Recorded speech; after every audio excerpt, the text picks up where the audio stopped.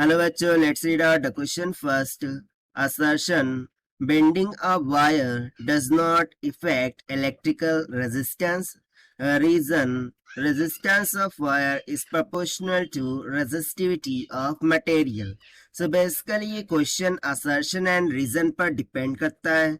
So assertion में बोल रहा है यदि हम वायर को बेंड कर दे so उस कारण से कोई भी इफेक्ट नहीं पड़ता रेजिस्टेंस के पर.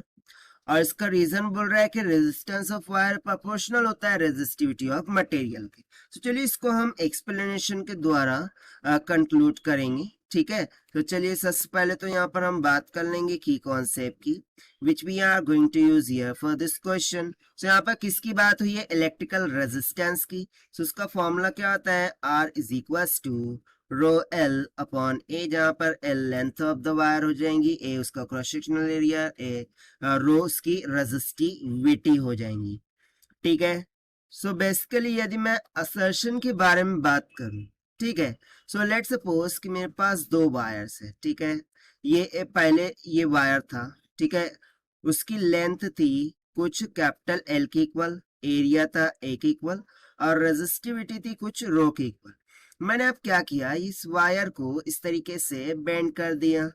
सो क्या बेंड करने के बाद उसकी लेंथ चेंज होने वाली है? नहीं. क्या मैंने उसे स्ट्रेच किया है? नहीं. I was just bended it. ठीक है, मैंने उसको सिर्फ बेंड किया था.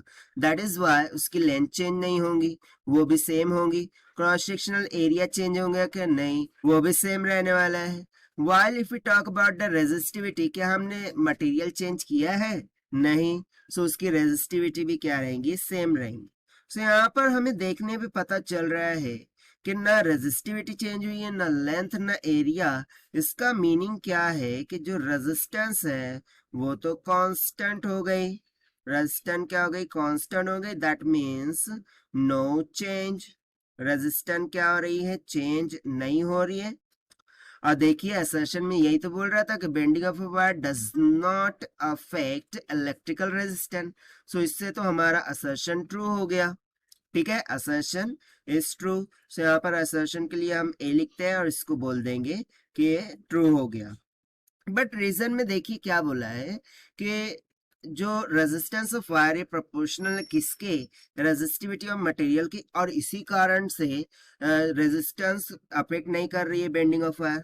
सो बेसिकली यदि मैं फॉर्मूले को यहाँ पर देखूं, ठीक है, सो R इज इक्वल टू क्या है कि रो एल अपॉन ए है. यदि मैं यहाँ से देखूं तो रेजिस्टेंस रेजिस्टिविटी के प्रोपोर्शनल है. उसके बाद रेजिस्टेंस ये लेंथ का प्रोपोर्शनल है. रेजिस्टेंस ये 1 बाय एरिया के प्रोपोर्शनल में है. ठीक है, सो लेंथ चेंज होंगी, एरिया चेंज होगा तो ये रेजिस्टेंस चेंज होंगी. ये तो हमें समझ में आ रहा है. But what about resistivity?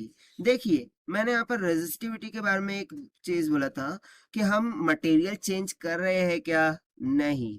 जबकि रेजिस्टिविटी किस पर डिपेंड करती है? किस पर डिपेंड्स करती है? मटेरियल पर.